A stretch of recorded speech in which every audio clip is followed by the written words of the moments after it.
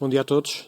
É um prazer estar de volta a este tipo de eventos presenciais e por isso os meus primeiros agradecimentos tinham que ir, obviamente, para a Expansão, pela organização deste fórum, deste segundo fórum, mas mais do que isso, pela coragem também de começarmos a voltar um pouco mais à normalidade, podermos estar juntos, podemos trocar ideias através dos meios digitais.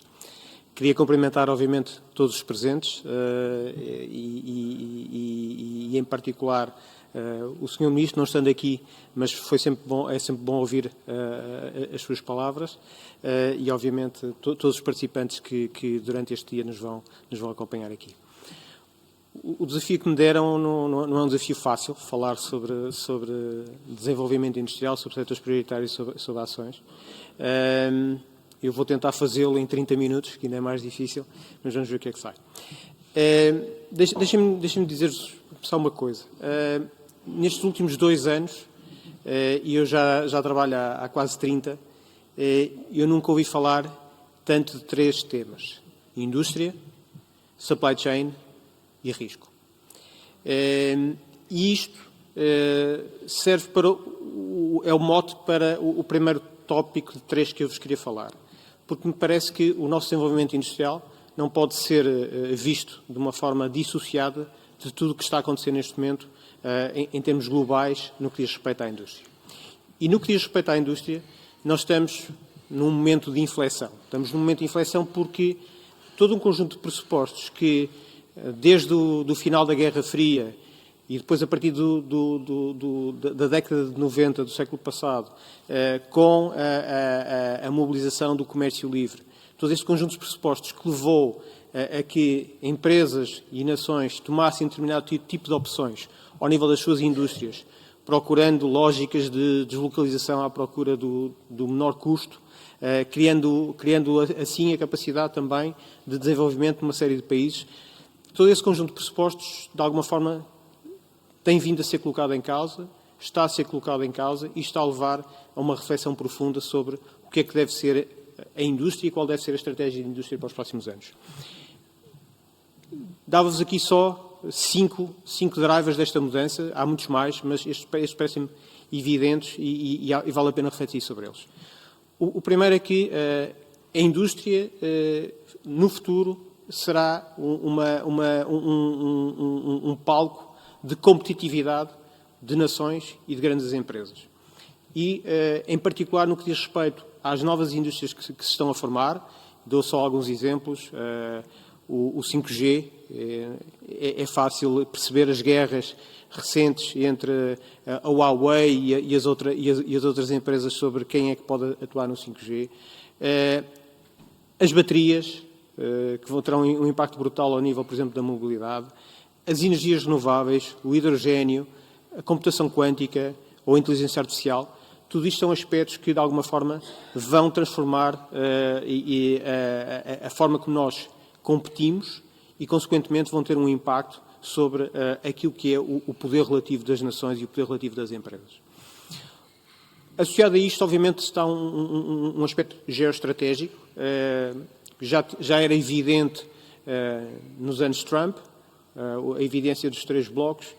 Acho que ficou agora claramente evidente com a guerra na Rússia e a invasão da Ucrânia pela Rússia e, consequentemente, as decisões das empresas sobre onde colocar as operações, que extensão dar às suas cadeias de valor, são também determinantes sobre a forma como iremos ver evoluir nos próximos anos a estruturação das indústrias e das cadeias de valor. Isto é importante para nós porque não deixa de representar também uma oportunidade para países como o nosso, que têm um conjunto de vantagens competitivas para oferecer e, em particular, uma força de trabalho alargada e bastante jovem.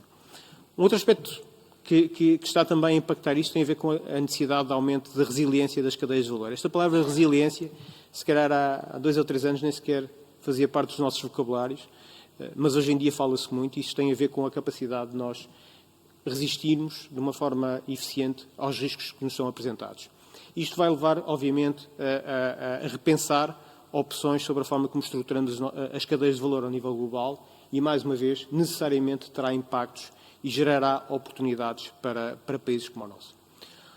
Outro aspecto fundamental é que nós estamos perante uma evolução muito forte daquilo que são os requisitos dos nossos clientes, a forma como a procura se estrutura, a microsegmentação, que veio ainda mais ser exponenciada no contexto digital a que a pandemia nos obrigou, cria disrupções muito fortes ao nível da forma como a procura se estrutura e isso obriga a que as operações das empresas e as operações das indústrias estejam alinhadas com estas novas necessidades. Depois, há todo um novo mundo de eficiências à procura e que podemos suportar ao nível do digital. Nós falamos em Indústria 4.0, falamos em sensorização das fábricas, sempre à procura de eficiência adicional. Falamos em novas formas de produzir, por exemplo, a impressão 3D, que, em termos futuros, aliada a temáticas como, por exemplo, a engenharia dos materiais, irá, de alguma forma, mudar a forma como nós pensamos a indústria. E, finalmente, e porque é uma realidade, as alterações climáticas estão aí, o efeito delas sente-se todos os dias e é fundamental incorporarmos estas temáticas ambientais, sociais e de governação na forma como fazemos negócio, na forma como estruturamos a indústria, até porque há dois imperativos óbvios. O primeiro tem a ver com todos nós, enquanto cidadãos, enquanto consumidores conscientes, que colocaremos um enfoque diferente sobre estas temáticas e a forma como as empresas olham para estas temáticas. E a segunda, muito óbvia também, tem a ver com o dinheiro. Na prática, hoje em dia, os grandes financiadores mundiais estão a introduzir este tipo de preocupações na forma como canalizam o seu dinheiro, na forma como avaliam o risco do dinheiro que colocam nas empresas e, consequentemente, também por essa via, necessariamente, estas temáticas ESG terão que fazer parte da forma como pensamos negócio e na forma como pensamos indústria.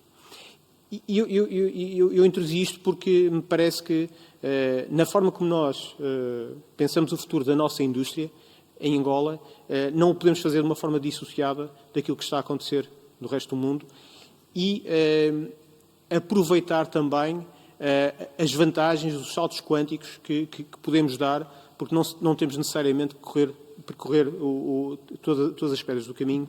Podemos, efetivamente, aqui aceder a novos modelos, criar novas formas de competitividade que nos posicionem não numa versão 2.0 da indústria, não numa versão 1.0 da indústria, mas na versão 5 e 6.0. E isto é um mote um bocadinho para falar de indústria em Angola. E nós temos falado muito sobre a indústria há muitos anos. E a verdade é que palavras como diversificação acompanham-nos provavelmente desde 2012, que começamos a falar sobre isso, mas os efeitos práticos destas intenções teimam ainda em não se materializar à escala que gostaríamos e à escala que precisamos. Este gráfico que vos trago aqui essencialmente apresenta duas coisas. Já agora os números são do Banco Mundial, para que não hajam questões, mas basicamente o que é que vos trago aqui?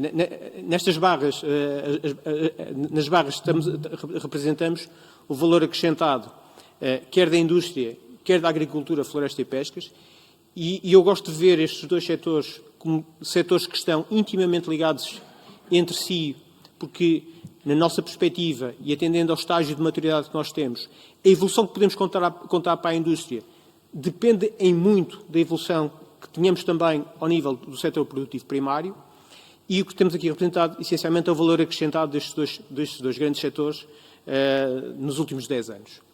E nas linhas a azul e a cor-de-rosa, temos aqui a variação da evolução deste valor acrescentado. E é evidente, da análise destes números, um movimento de algum crescimento, mas em desaceleração até mais ou menos 2017, um agravamento a partir de 2018 e, esperançosamente, uma retoma a partir de 2020. Um outro aspecto interessante de identificar é que estes dois setores, e por isso é que eu acho que nós devemos olhar para eles de forma conjunta, eles têm variações muito semelhantes da forma como evoluem e da forma como são resilientes aos diversos desafios que ao longo destes anos fomos tendo que lidar no nosso contexto económico. Um aspecto que resulta também aqui evidente é que a contribuição para o PIB destes dois setores, vistos de forma combinada, efetivamente ele ainda não conseguiu descolar. E, portanto, efetivamente, aquilo que nós gostaríamos de começar a sentir ao nível de diversificação, essa ambição não está ainda atingida. Obviamente, se olharmos para estes números em Coisas, as variações serão um pouco diferentes. Não parece que, todavia, olhando para a estrutura de custos das nossas indústrias e das nossas cadeias de valor, faça ainda sentido fazer essa análise apenas em Coisas e, por isso, esta visão em dólares, mas, obviamente, em Coisas teríamos aqui uma recuperação um pouco mais acelerada, mas mesmo assim ainda bastante longe da ambição que pensamos que é necessária para estes setores em Angola, para, efetivamente, termos uma economia mais diversificada. Nós não conseguimos olhar para a indústria sem olharmos, e para a produção nacional, sem olharmos para importações. Durante anos fomos condicionados, vou dizer assim, a fazer essa análise de uma forma conjunta. Estes números que vos trago aqui neste gráfico representam a evolução das importações de um conjunto de cerca de 6 mil produtos selecionados. Estes produtos são acompanhados pela Universidade de Harvard e são publicados regularmente, fazem parte de um estudo que está disponível, que se chama The Atlas of Economic Complexity. Se recordam, o ano passado, no Fórum da Indústria, nós falamos exatamente sobre isto. E, efetivamente, o que está aqui refletido é aquilo que nós conhecemos do dia-a-dia, efetivamente, aqui uma evolução do contexto económico e das medidas do Executivo ao nível de controle das importações que determinaram uma redução significativa destas mesmas importações essencialmente desde 2015 e que em 2019, isto são números curiosos, nos colocam para este conjunto de produtos selecionados a níveis quase idênticos aos de 2006.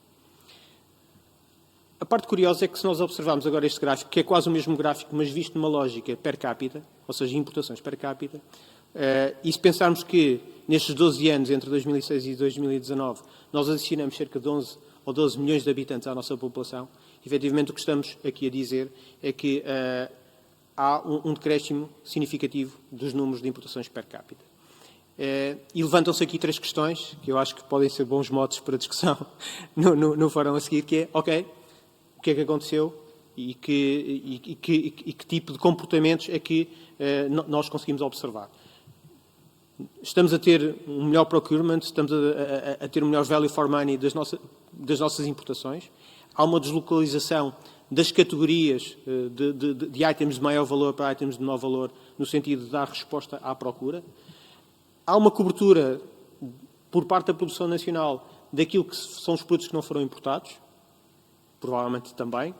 Há uma contração do consumo, provavelmente também.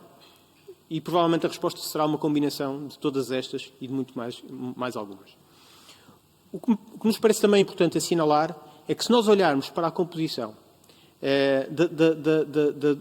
das importações, existe na nossa análise, continua um potencial significativo para captura de valor pela produção nacional.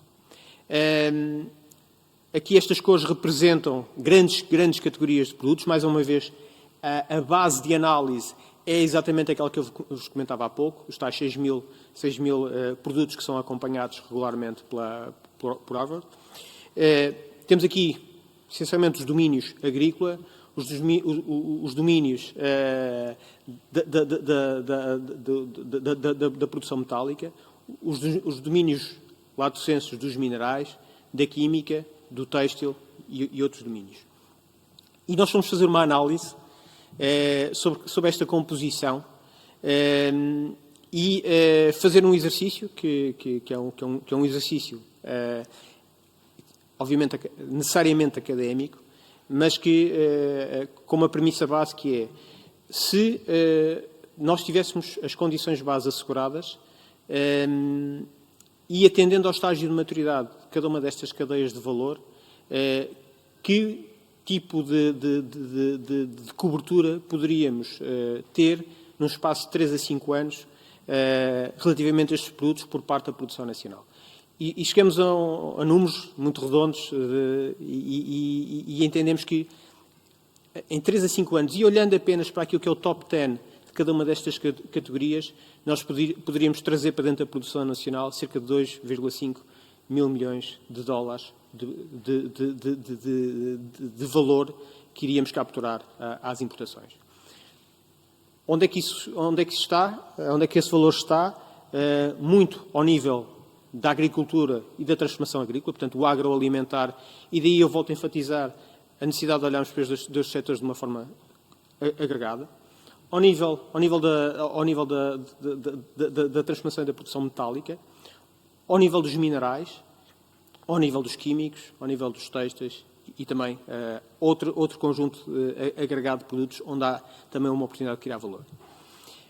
E isto olhando apenas para a produção nacional, mas como o Sr. Ministro também falou sobre isto e parece-me evidente que nós temos também que olhar um pouco para aquilo que são os nossos mercados de fronteira. E hoje em dia nós temos um mercado regional que é muito pouco explorado e que tem algum potencial para ser alavancado.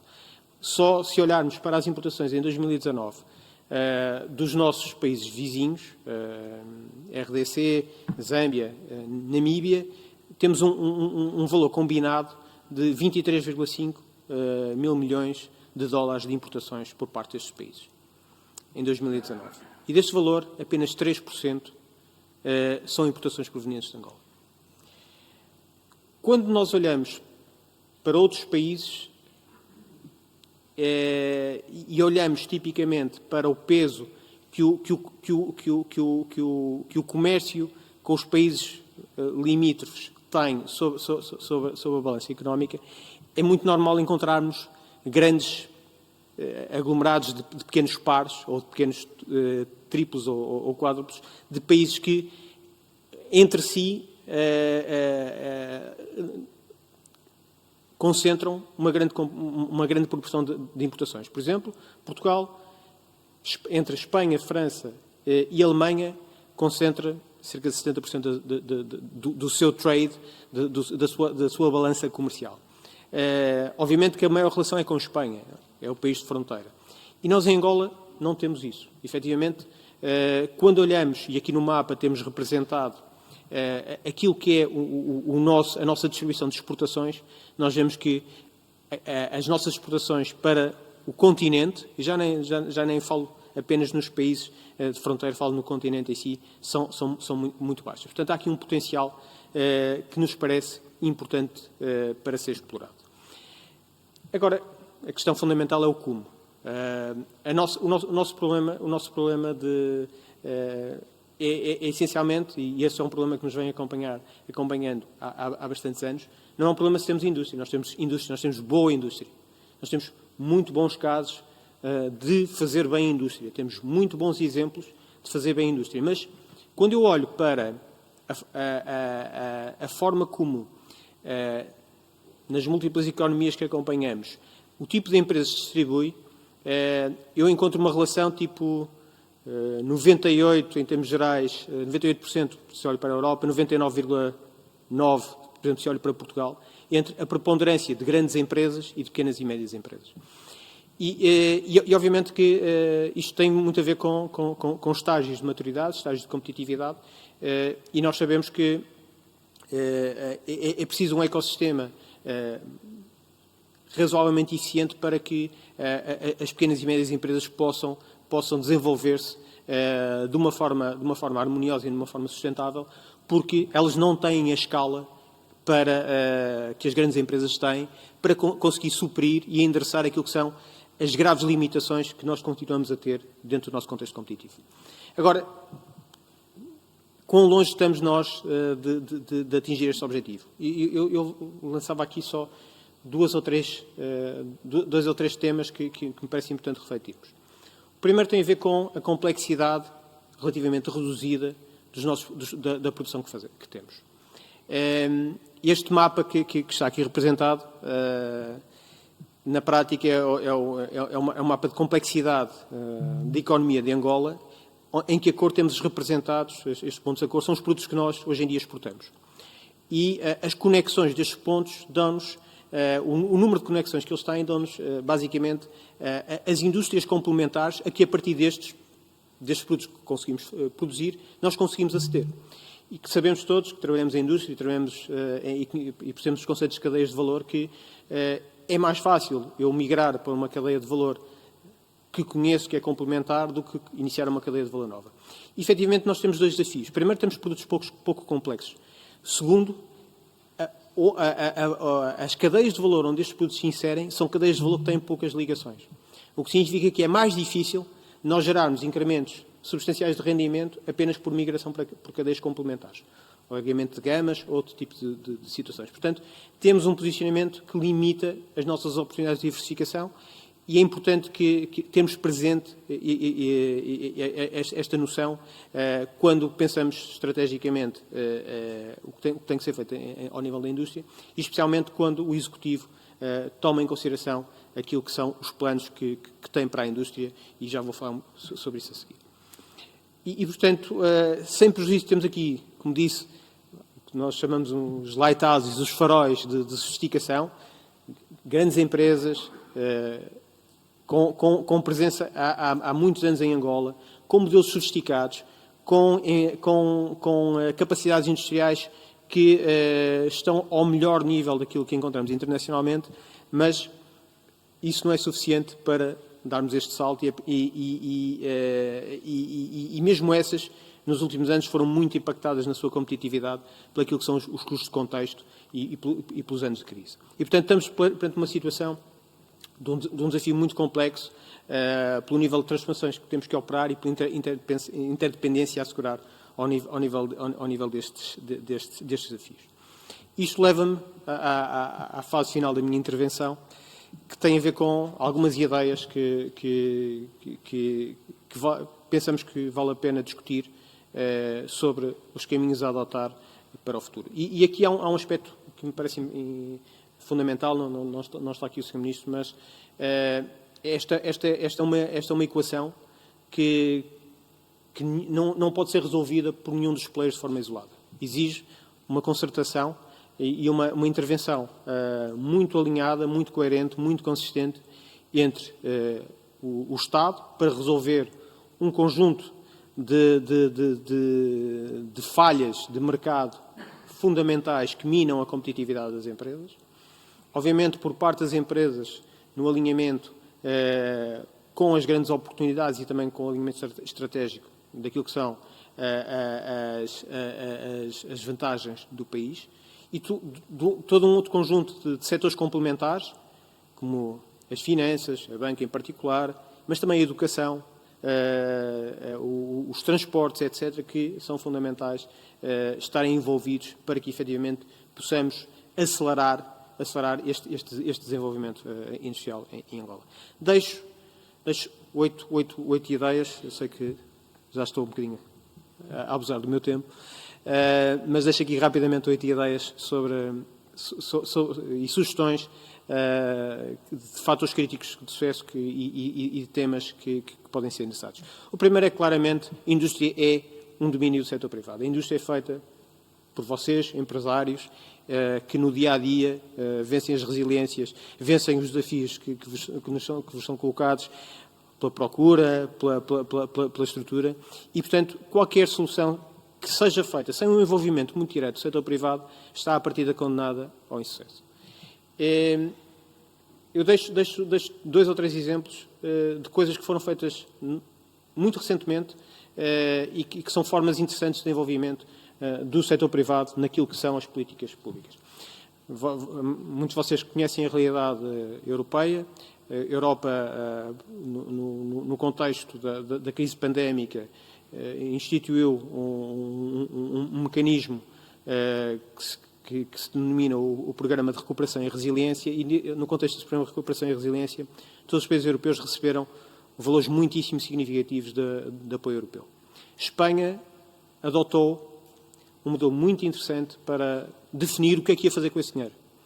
E, basicamente, lançou concursos de ideias, expressões de interesse, como queiramos chamar, para identificar soluções onde, de uma forma integrada, grupos privados com o suporte daquilo que é o investimento público pudessem efetivamente afirmar a competitividade, gerar emprego, criar valor. Outro aspecto interessante deste tipo de abordagens tem a ver com as agendas, ou seja, dificilmente, há aqui um conjunto de desafios que são muito mais difíceis de endereçar se os girmos de forma isolada empresa a empresa. E aqui, por exemplo, a questão das agendas de transformação, outro mecanismo que tem também vindo a ser usado com algum sucesso na Europa, é uma forma interessante de endereçarmos problemas que são comuns a todos nós, mas que não os temos que colocar o ónus da sua solução apenas numa empresa ou num setor. Outro aspecto é potenciar os ecossistemas em torno das empresas industriais com maturidade elevada. Temos aqui bons exemplos. Isto foi feito noutros países com muito sucesso e à volta destas empresas desenvolvem-se naturalmente ecossistemas normalmente muito competitivos de pequenas empresas que se vão desenvolvendo. Não é à toa, por exemplo, quando a Tesla, quando o Elon Musk decidiu que ia instalar uma fábrica de baterias na Europa, tivesse havido tanta competitividade à volta de onde é que esta fábrica vai ser instalada. E não é pela fábrica em si. Obviamente que é interessante, a tecnologia é muito interessante, gerará provavelmente 2 ou 3 mil empregos específicos daquela indústria, mas é todo o ecossistema que à volta dele se pode desenvolver, toda a quantidade de inovação, toda a quantidade de sofisticação, de competitividade, de emprego que podemos gerar à volta destes ecossistemas. Uma palavra final só para as PMEs, que são componentes fundamentais, mas, mais uma vez, têm que ser vistas à sua escala e têm que ser construídos programas ajustados à sua escala. A segunda nota tem a ver com a necessidade de estabelecer prioridades no curto prazo, sem perder a visão e o comprometimento de longo prazo, em particular no que diz respeito aos recursos públicos. Não se transformam setores em 3, em 5, nem em 10 anos. Isto é uma maratona muito longa. Por outro lado, nenhum dos programas que têm sido desenvolvidos, que estão em curso neste momento, programas públicos, nenhum deles tem, per si, capacidade de endereçar todas as componentes desta solução. E temos, obviamente, recursos limitados. E recursos limitados obrigam a fazer opções. E nós sabemos que fazer opções nem sempre é fácil. Fazer opções significa escolher, significa preterir A em função de B, mas tentarmos endereçar tudo ao mesmo tempo e distribuir os recursos não vai ter bom resultado. A dispersão da atenção entre recursos não vai contribuir para alcançar nem os objetivos de curto prazo, nem os objetivos de longo prazo. Por outro lado, é fundamental também priorizar abordagens que promovam a coerência das cadeias de valor com elevada conectividade. Aquele aspecto que falava há pouco. Se eu tiver investimentos desconectados que não ajudem a combater as falhas das cadeias de valor, não vou estar a entregar todo o potencial que podia entregar. Depois, há que colocar a funcionar o que existe. Foi feita muita coisa, há muita coisa parada, é preciso perceber o que funciona, o que não funciona, aprender e, em particular, olhar para alguns projetos que operacionalmente são viáveis, foram pensados num contexto diferente, em particular num contexto de financiamento diferente, e que provavelmente num contexto de uma reestruturação financeira continuam a ser viáveis e há que também olhar para esse tipo de opções. E depois é muito importante fazer um balanço sistemático dos programas que estão em implementação, avaliar, não ter medo de errar, mas aprender com os erros, corrigir e escalar.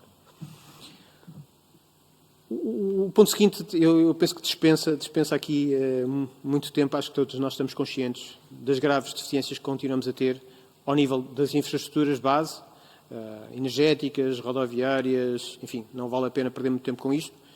É preciso endereçá-los de uma forma coerente e alinhada com as necessidades. Ou seja, é fundamental que o potencial da procura e da geração de valor oriente as nossas prioridades de investimento ao nível deste tipo de infraestruturas.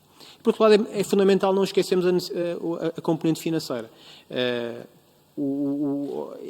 necessário criar instrumentos que estejam alinhados com as necessidades deste tipo de negócio, que não é um negócio de curto prazo, é um negócio de médio e longo prazo, e com as especificidades das nossas empresas. E sobre isto eu acho que já foi dito muito em vários fóruns e por uma questão de tempo acho que isto é suficiente. Outro aspecto que é fundamental tem a ver com a qualificação técnica e prática dos recursos humanos. Nós, hoje em dia, provavelmente, se formos falar com... Aliás, nós fizemos esse trabalho. Nós falamos com os CEOs das 200 maiores empresas do mundo, recentemente, e no topo das suas prioridades está o tema recursos humanos. Faltam recursos com competência para fazer acontecer coisas. E isso é verdade, e é muito verdade aqui. Isto é uma resposta estrutural que tem que ser criada, que só vai ter efeitos daqui a 20 ou 30 anos. Isto significa pensar radicalmente o ensino. Implica aumentar drasticamente os graus de exigência, porque nós não vamos ter recursos excelentes se não formos exigentes. Mas, no entretanto, nós temos que criar soluções para estas necessidades. Isso implica pensarmos em como atrair pessoas qualificadas, mas também em como fazer alavanca naquilo que também são as capacidades que a tecnologia põe ao nosso dispor para suprir essas necessidades. Hoje em dia, por exemplo, eu não preciso ter um técnico com 10 anos de formação em manutenção de máquinas especializadas a vir da Suécia para Angola para fazer manutenção numa linha de enchimento. Provavelmente, um técnico nacional com um ano de formação, com suporte de realidade aumentada, guiado à distância, consegue fazer exatamente essa mesma manutenção, ir aprendendo, e isso a um custo provavelmente 5 vezes inferior àquilo que nós teríamos de trazer um técnico cá. Portanto, há também que pensar de uma forma diferente como vamos endereçar esta temática, mas é uma temática que me parece muito importante e que não se restringe, e peço desculpa dizer isto, não se restringe apenas às questões técnicas, é também ao nível das componentes de gestão que também temos que atuar. Depois não vale a pena criarmos abordagens que não estejam endereçadas àquilo que são as necessidades efetivas da procura e do consumidor. Nós hoje em dia temos, como eu comentei há bocado, consumidores que são diferentes, temos uma população muito jovem, uma população que tem exatamente o mesmo tipo de sofisticação que qualquer população no resto do mundo, está totalmente exposta às redes sociais, sabe o que quer, tem necessidades muito próprias e é importante trazermos isso para a forma como desenhamos as soluções e procurar aqui garantir que aspectos que ajudam a criar a confiança nos nossos produtos, nos produtos nacionais, estão criados. Falo aqui dos aspectos da qualidade, falo aqui dos aspectos da certificação, que são muito importantes para criar confiança nos produtos nacionais, não só para o consumo nacional, mas também para explorarmos as tais oportunidades dos mercados regionais e aqui, efetivamente, avaliar as sinergias de uma abordagem para estes mercados regionais e já agora não só numa lógica outbound, mas também numa lógica inbound, ou seja, aqui lógicas de parceria com parceiros locais, com parceiros regionais para criar soluções que não são soluções para Angola, que são soluções para uma região. O outro aspecto tem a ver com a inovação. Se nós formos copiar o que existe, provavelmente vamos ter alguma dificuldade em sermos competitivos. Há inovação constante de produto, há inovação de processo, há toda uma forma diferente de fazer indústria que eu acho que vale a pena olhar de uma forma realista. De uma forma realista, algo que funciona cá. Mas é fundamental termos isso em consideração na forma como pensamos as nossas indústrias para o futuro. E, nesse sentido, vale a pena também trazer para aqui alguns aspectos que têm a ver com abordagens inorgânicas, ou seja, há modelos alternativos, e não estou aqui... Normalmente, quando pensamos em abordagens inorgânicas, pensamos sempre em fusões e aquisições, em entrada de capital. Há aqui outros modelos alternativos de licenciamento, de parcerias, para acesso à tecnologia, para acesso à especialidade, para acesso à inovação, para a geração de vantagens competitivas, que vale a pena considerar. E, obviamente, não deixa de ser fundamental atrair novo investimento, mas é também fundamental acarinhar os investidores que já estão presentes, que já estão presentes há muitos anos em Angola e que tiveram que lidar com todo este conjunto de desafios. E, finalmente, não podia deixar de falar no tema ambiental, social e de governação, no ESG. E, efetivamente, quando desenhamos coisas, vale a pena pensar já neste tipo de abordagens by design, ou seja, por concepção, pensar no papel e na forma como a indústria vai ter que se ajustar a estas necessidades. Em primeiro lugar, a industrialização é para si uma resposta à vertente social, gera emprego. Gera emprego mais qualificado e isso implica e contribui para uma criação e maior distribuição de valor. E, portanto, a componente social é aqui muito relevante pelo peso que tipicamente a indústria tem quando implementada na oferta de emprego. Depois, há também todo um conjunto de oportunidades que, nomeadamente, têm a ver com, por exemplo, o mercado de emissões de carbono, que eu acho que vale a pena ponderarmos. Nomeadamente, se olharmos, por exemplo, para as fileiras florestais, vale a pena perceber que oportunidades é que se estão a desenhar no futuro e como é que poderemos tirar, efetivamente, o valor das mesmas. E, finalmente, a componente de governação tem muito a ver com transparência, tem muito a ver com comunicação. O ativismo digital hoje é uma realidade. E tem impactos muito rápidos e consequentes. Uma nota apenas ilustrativa, há 3 ou 4 dias atrás, uma das grandes marcas internacionais que continuava com operações na Rússia, apesar das sanções económicas que estavam a ser estabelecidas, foi alvo de um ataque de um grupo de hackers internacional, que é conhecido por Anonymous, em que basicamente expôs toda a operação da empresa para quem quisesse ter curiosidade sobre a mesma, e estamos a falar de números de negócio, estamos a falar de dados de utilizadores, etc. O que significa que o ativismo social funciona. Portanto, se não tivermos isto em consideração, rapidamente se destroem marcas, rapidamente se destroem operações, se esta componente não for tida em consideração. Enfim, são 8 tópicos para reflexão. E espero que sirvam para gerar debate e sirvam para as vossas reflexões futuras. Da minha parte, muito obrigado, foi um prazer estar aqui. Obrigado.